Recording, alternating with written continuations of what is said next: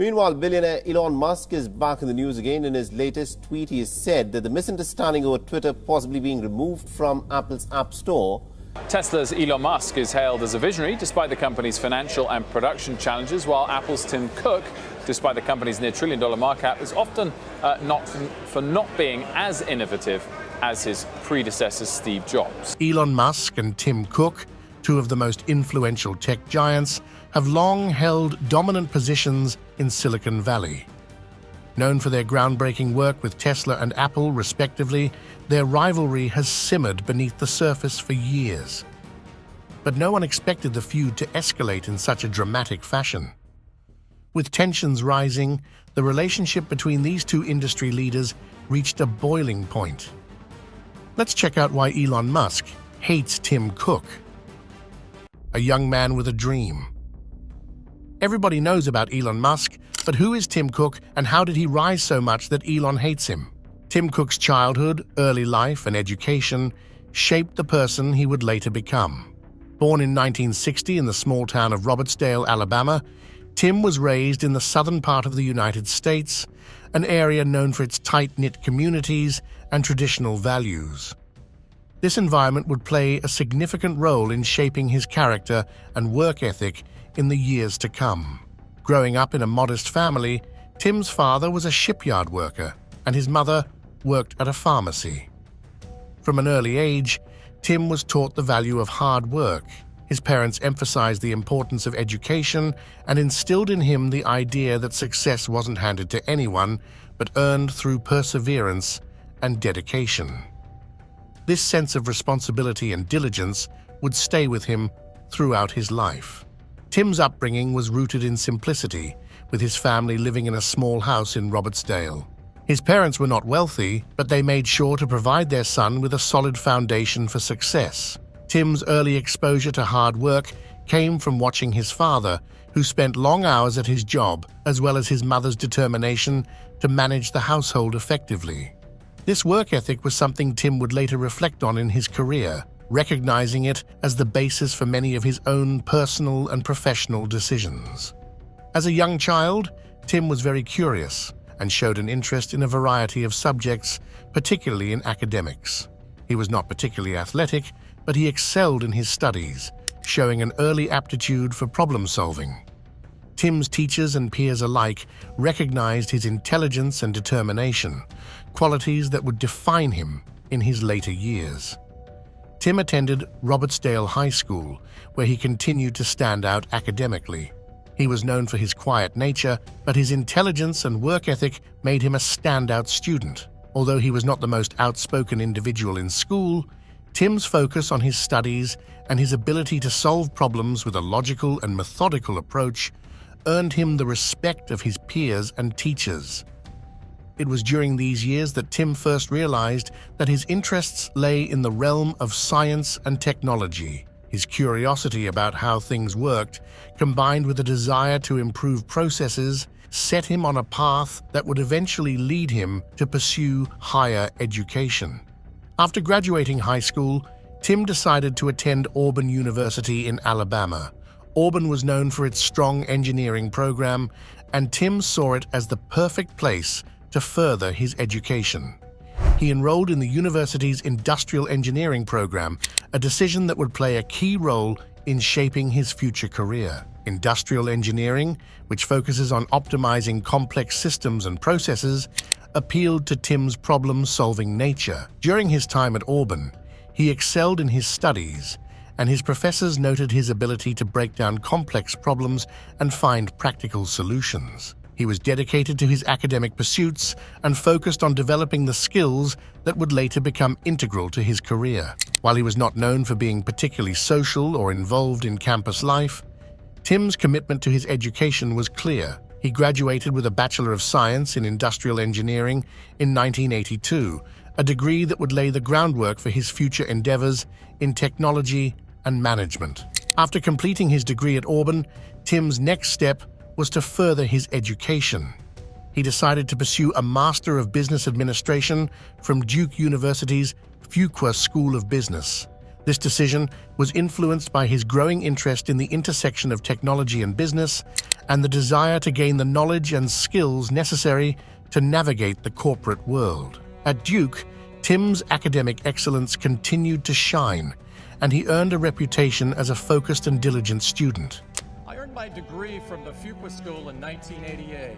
In preparing for this speech, I reached out to one of my favorite professors from back then.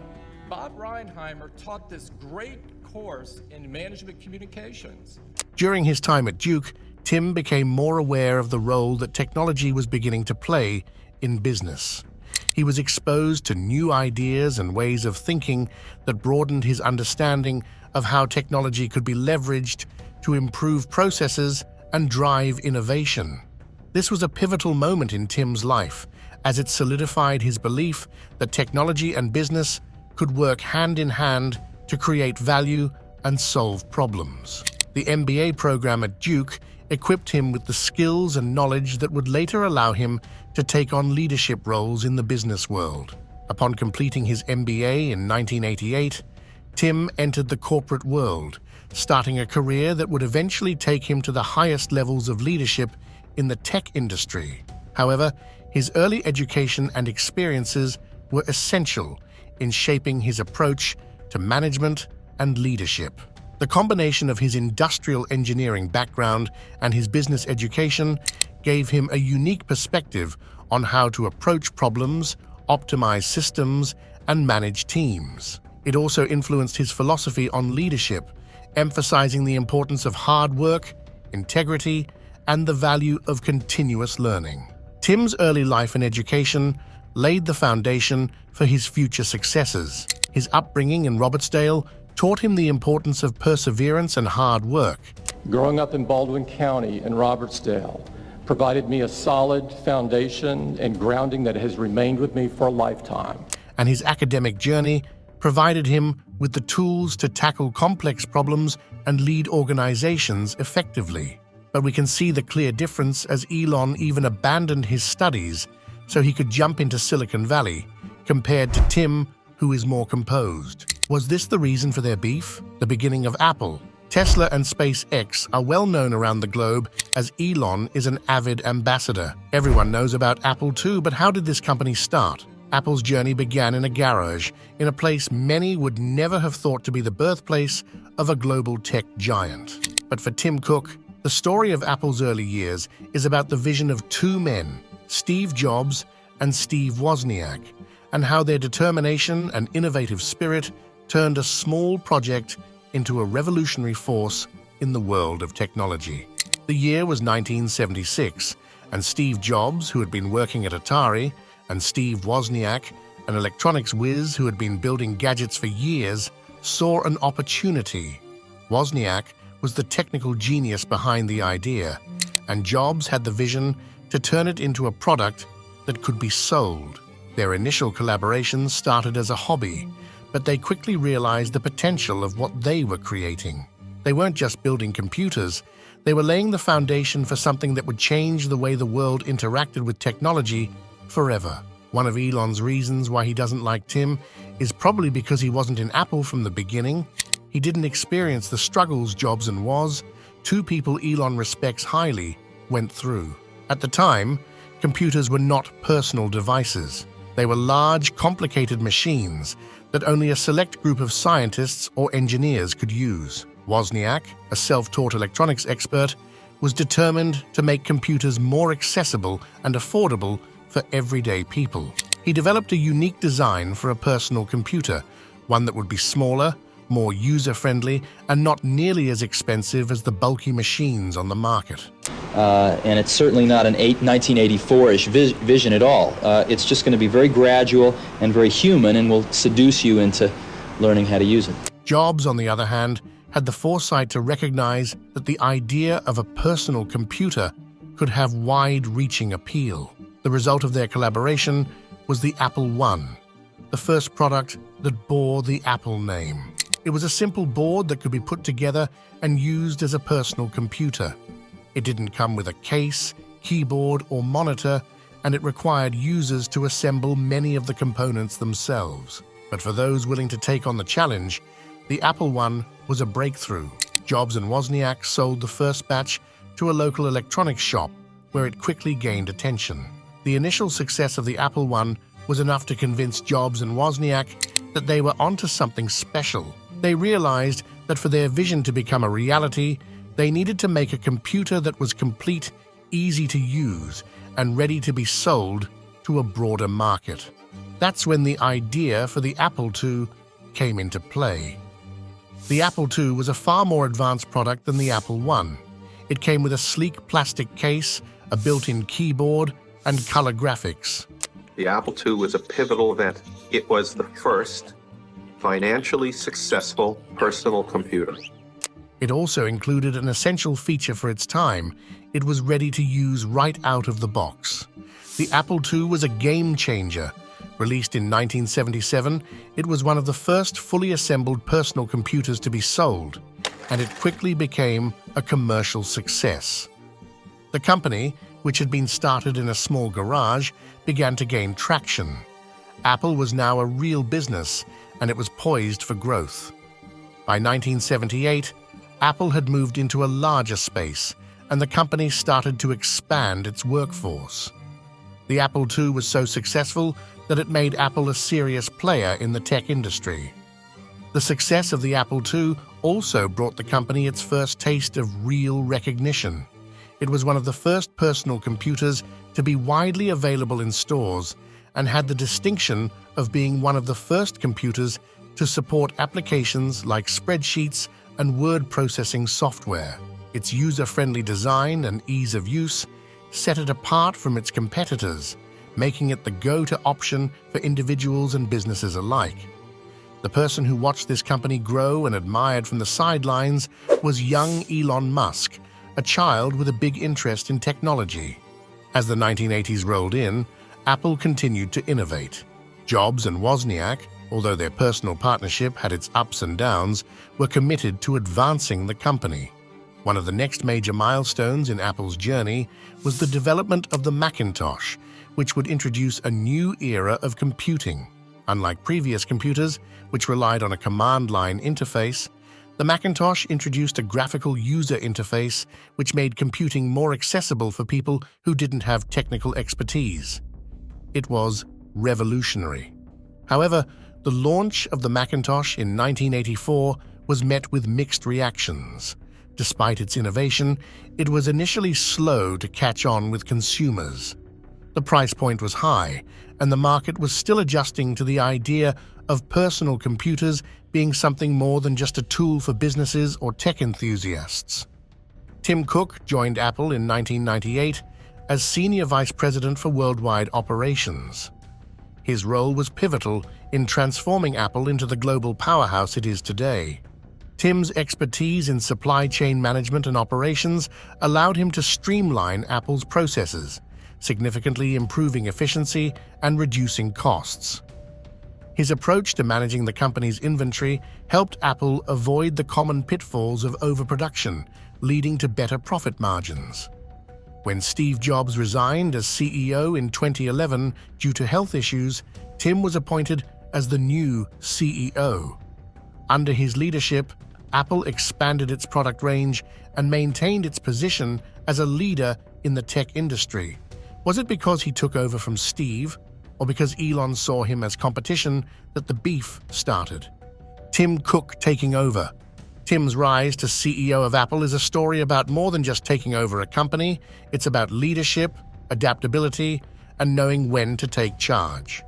When Steve Jobs, the iconic founder of Apple, resigned in 2011 due to health issues, Tim was the person the board and many employees trusted to step in.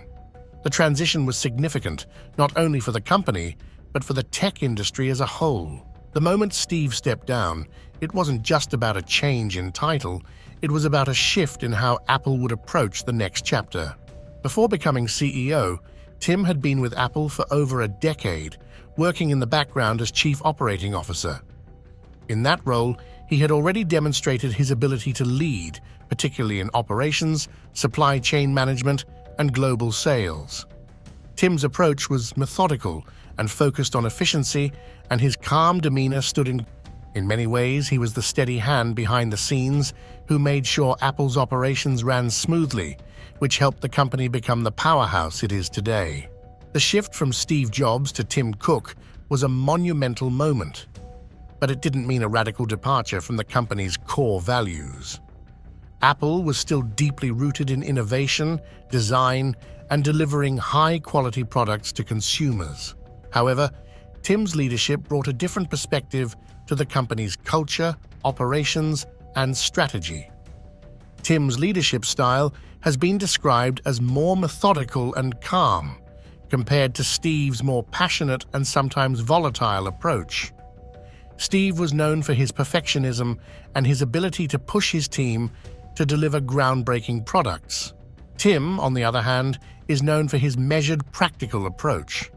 While he shares Steve's focus on product quality and user experience, Tim's leadership is grounded in a more analytical and strategic way of thinking. His background in operations played a key role in shaping his leadership style. He emphasized efficiency, sustainability, and scaling operations on a global level, all while maintaining Apple's reputation for excellence. One of Tim's most significant contributions as CEO was his focus on expanding Apple's global supply chain. Before Tim's leadership, Apple had already established itself as a leader in design and product innovation. However, under Tim, Apple's operations became more refined and efficient, allowing the company to produce products at an unprecedented scale while maintaining its high standards of quality. Tim's ability to streamline Apple's supply chain meant the company could meet the massive demand for its products without compromising on quality or performance. Under Tim's leadership, Apple began to emphasize environmental sustainability in its operations. This shift reflected Tim's own values and his belief in corporate responsibility. He pushed Apple to be a leader in reducing its environmental impact, whether through the use of renewable energy, reducing carbon emissions, or ensuring that the materials used in its products were sourced responsibly. This focus on sustainability became one of Tim's trademarks and helped solidify Apple's reputation not only as a tech innovator, but also as a company committed to making a positive impact on the world. While Steve Jobs was known for his visionary ideas and his sometimes controversial management style, Tim's leadership is characterized by quiet confidence and a focus on collaboration. Tim has often been described as a calm, diplomatic leader who values input from others. His approach encourages teamwork and inclusivity, ensuring that Apple's leadership team is involved in the decision-making process.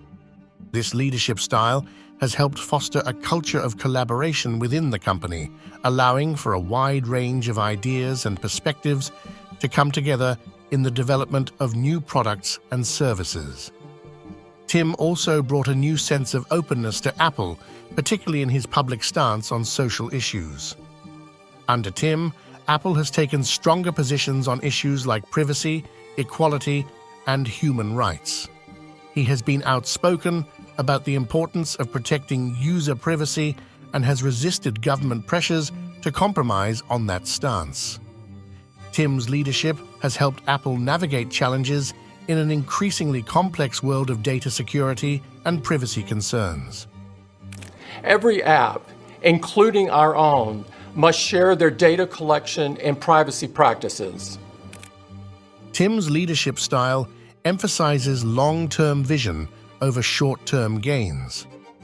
While some of Apple's competitors have focused on quickly launching new products or jumping on the latest trends, Tim has taken a more strategic approach, focusing on products that will have a lasting impact and on innovations that will shape the future of technology. Under Tim's leadership, Apple has continued to develop new, innovative products while maintaining a strong focus on user experience and design.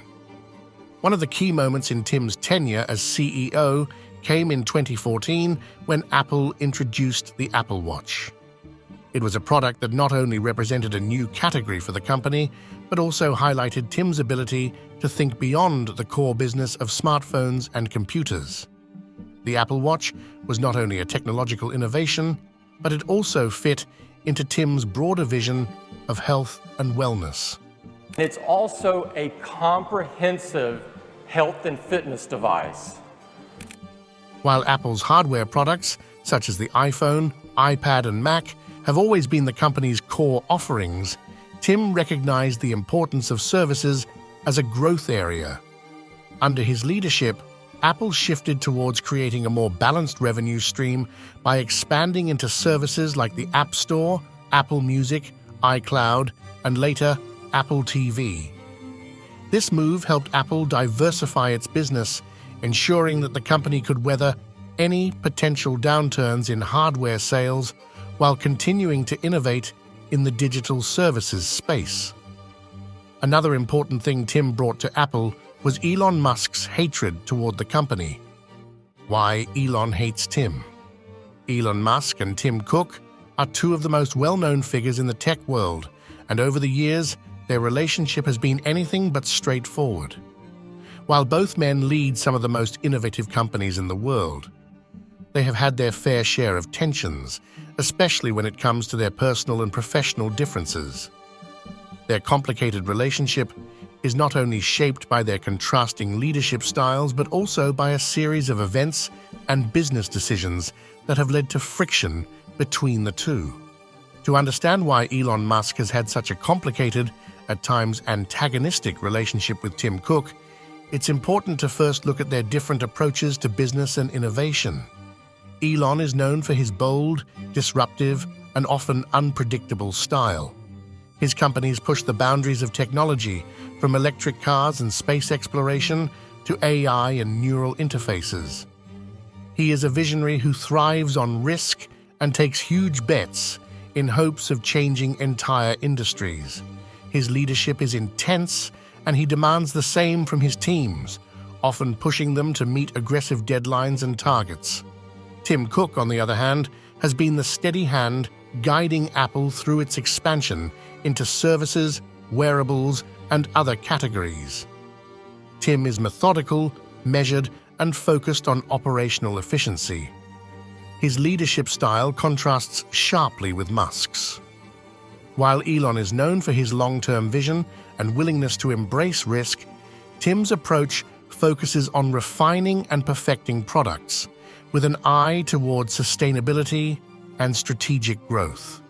Both men have helped their respective companies reach incredible heights, but their paths have been fundamentally different. So why Elon Musk hates Tim Cook? The answer lies deeper than you might realize. According to some reports, Elon even said he's a liar about Tim because of his shady practices. One of the key points of tension between Elon and Tim revolves around Apple's decision to enter the electric vehicle market. In 2015, rumors began circulating that Apple was working on its own electric car, codenamed Project Titan. This naturally raised eyebrows in the tech world, particularly for Elon, who had already been leading the charge with Tesla. The idea that Apple, one of the most valuable companies in the world, might enter the electric vehicle space was seen as a direct challenge to Tesla. Elon, who had been pushing for the widespread adoption of electric vehicles, likely saw Apple as a threat to Tesla's market share and innovation in the electronic vehicle industry. For years, Apple remained tight-lipped about its intentions regarding electric cars, which only fueled speculation. In the meantime, Elon was outspoken about Apple's potential involvement in the market. While he didn't necessarily dismiss the idea of competition, he made it clear that he didn't believe Apple's approach would be as groundbreaking as Tesla's. Elon was also critical of Apple's ability to disrupt the industry, saying that Apple was more focused on consumer products than on revolutionizing an entire sector as Tesla had done. In his eyes, Tim had the financial power and brand recognition to compete, but lacked the deep technical expertise and innovative spirit that Tesla had developed in the electric vehicle and energy sectors. In the years following, Apple continued to work on its electric car project in secret, and Elon's frustration seemed to grow. In 2018, he revealed that Apple had tried to recruit some of Tesla's top engineers, offering them high salaries to leave the electric car company for Apple. The response to this was blunt. He stated that if Apple was serious about making electric cars, it should just buy Tesla. The comment was seen as a challenge, and it underscored the animosity that had developed between the two companies. At the same time, his frustration with Tim Cook personally began to emerge. The two had met in the past, but their interactions were not always smooth. Elon claimed that he had tried to arrange a meeting with Tim to discuss the potential for collaboration, but he refused to take the meeting. This rejection is something that Elon has referred to on multiple occasions, suggesting that he felt slighted by Tim's reluctance to engage with him. Elon has often criticized other tech CEOs for their lack of vision or willingness to take risks, especially Tim Cook. Another point of contention between Elon and Tim is their differing approaches to corporate culture. Elon is notorious for his high expectations and demanding work environment, often requiring his employees to work long hours and meet tight deadlines. While this intense approach has led to remarkable innovations, it has also created a high-pressure environment that some employees have found difficult to handle. Elon has defended his leadership style, saying that it's necessary for pushing the boundaries of innovation and getting things done quickly. In contrast, Tim Cook has cultivated a different kind of corporate culture at Apple, one that is focused on operational efficiency, long-term planning, and employee well-being. Tim has emphasized the importance of work-life balance and has created an environment that is known for being more structured and methodical than Elon's. Elon is a firm believer in pushing the boundaries of what is possible, and he sees technology as a means of radically transforming the world. His ambitions range from colonizing Mars to creating an interconnected world through his various ventures. Tim, on the other hand, has focused more on refining existing technologies, making them more user-friendly, and ensuring that they work seamlessly within the Apple ecosystem. For Elon, Tim's more conservative approach may seem like a missed opportunity to truly change the world in a groundbreaking way. Is Elon's hate justified, or did Tim do nothing wrong? Let us know in the comments.